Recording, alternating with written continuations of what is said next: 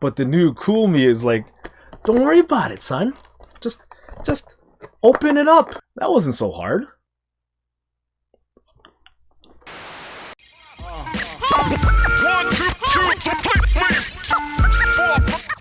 Listen. What up, YouTube? Nate here from Thrift Dweller, back with another Top 3 Tuesday. Hopefully you're doing well. Before we get started, I just wanted to remind everybody that on November 7th, we will be doing our annual charity live stream for Extra Life Charities in support of sick kids. Lester said it best, we don't have a life, but you could save a life. Please join us on November 7th. I've set a personal goal for our team. Hopefully we can reach $1,000 as part of our donation to the charity, and I think with your help we could really accomplish that. So, support the videos by liking, sharing them, spreading the message when you see a post on Facebook. Join us on Facebook, and we would really appreciate that. A lot of fun perks coming up. But today, the topic for Top 3 Tuesday, it was inspired by a friend of mine. Recently got a phone call from him, Mark. He was on his break at work, and he just rang me up. It's been a few months since we talked, and he just was asking me about getting into the retro video game. That's right, I said retro video games. None of this vintage crap. He's a young father, has a beautiful young daughter, and he has some space in his game room. And he just asked me a few questions looking for some advice. So I thought, what a fun topic for Top 3 Tuesday. Nate gives top 3 tips for new retro video game collectors. I'm not going to be telling you no magic secrets about good luck monkey paws or when the moon is full you'll find games here. Play the brown card. No. My tips are a little bit different. This is advice I would give to you, or I would give to myself if I was talking to somebody entering the retro video game market at this point in time, in this day and age. Let's get into it. So my number 1 tip to Mark, or to anyone looking to get into the retro video game today, I legit would tell you to write down a plan. I know that sounds kind of boring, but please hear me out. I think it's very beneficial if you do it. So personally, I would have 3 components to my written plan. Sounds stupid. But the first part I would write on my written plan, I would declare, number 1, what is my motivation? Why do I want to get into retro video games? This is very important as you go through the steps. In the case of my friend Mark, it's more of a nostalgia play to him. He wants to reacquire all those games that he had as a kid, to relive them in their original format and play them. He has a nice office. He wants to fill some space in there. And he also wants to share the experience with his new daughter.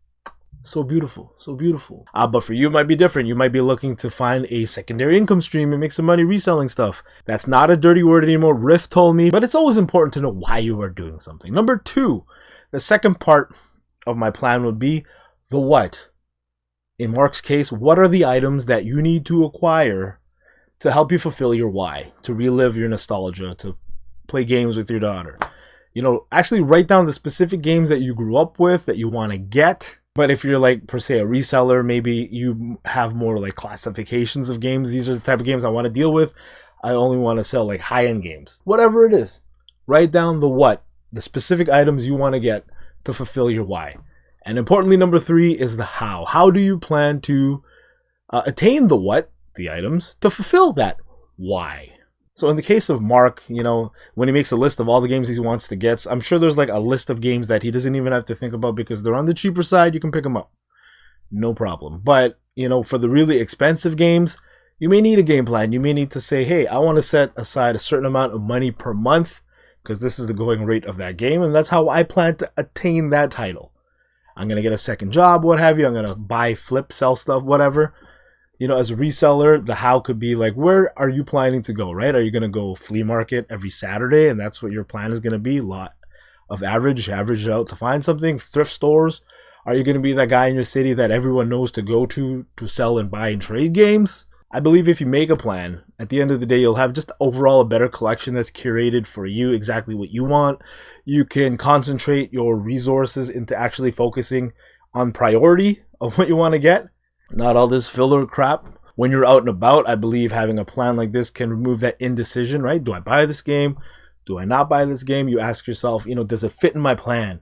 Am I buying this game for resale purposes? Then I will have to resell it. More importantly, I think it takes your pie-in-the-sky dream of having this retro video game collection, and damn right I said retro, and it makes it more of an inevitability because you're actually planning how you're going to get the items that you want on your list.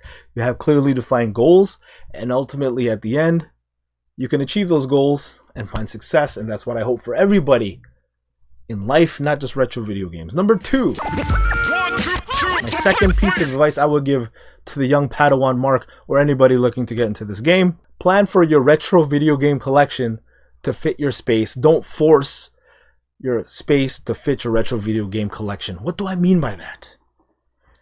Before you go out and start buying all these games, look at the part of your house that you want to put your collection in. Is it one bookshelf? Is it 3 shelves? Is it a wall? And whatever it is, that is your limit for your collection. I think there are so much benefits into doing that. In a way, it's a sense of control. It removes that impulse buying because you're like, hey, this is all I'm going to fit, and that's it. Also, I think the more that you plan ahead for where your retro video game collection is going to be, it's going to just overall be more enjoyable for you. You plan like, hey, I'm going to put pot lights here. I'm going to make the shelves black. I'm going to, make sure this area fits with the theme of the room. I'm going to display my items this way because that's how I like it in my brain.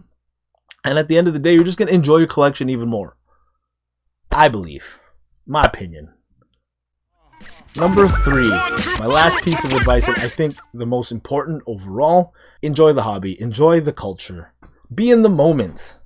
Aside from like my family, one of the best joys I've had in my life is going out with my best friends, my brothers in arms, Lester, Ian, Gary, Gen 6, Phil, all the people you may have seen on the channel, and celebrating retro video gaming culture, going out and finding items in the wild, fighting between each other of who's gonna get what, how are we gonna divvy up this find.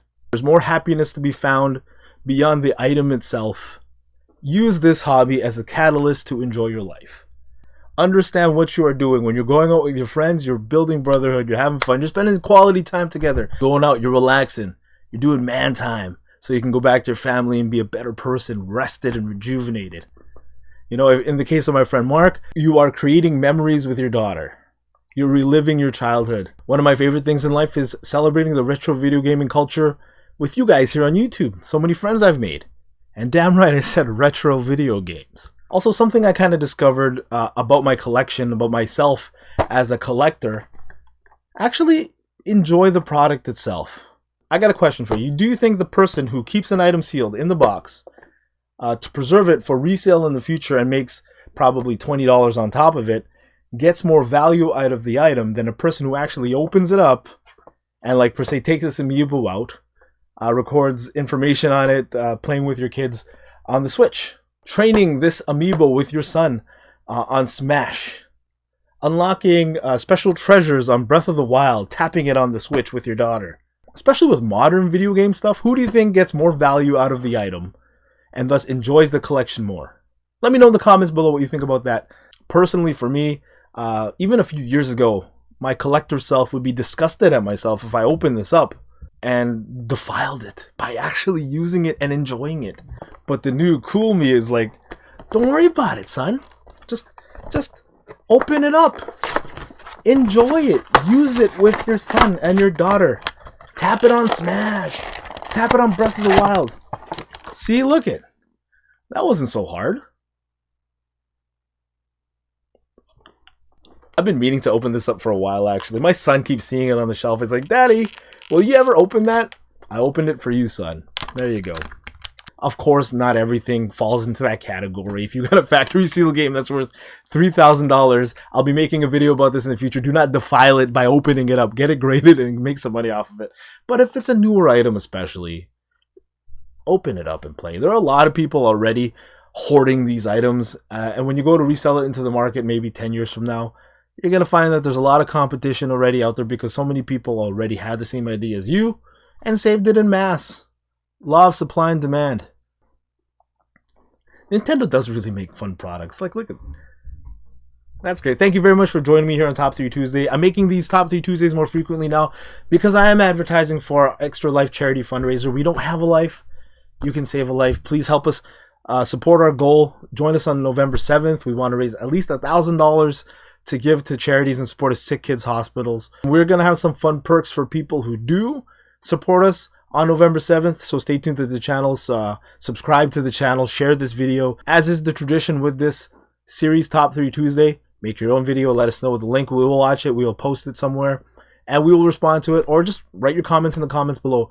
Thank you very much for helping keep the soul of YouTube alive by watching Top 3 Tuesday. This is Nate from Thrift Dweller. Peace. Take care of yourselves and each other. DK all day. I haven't done this in a while.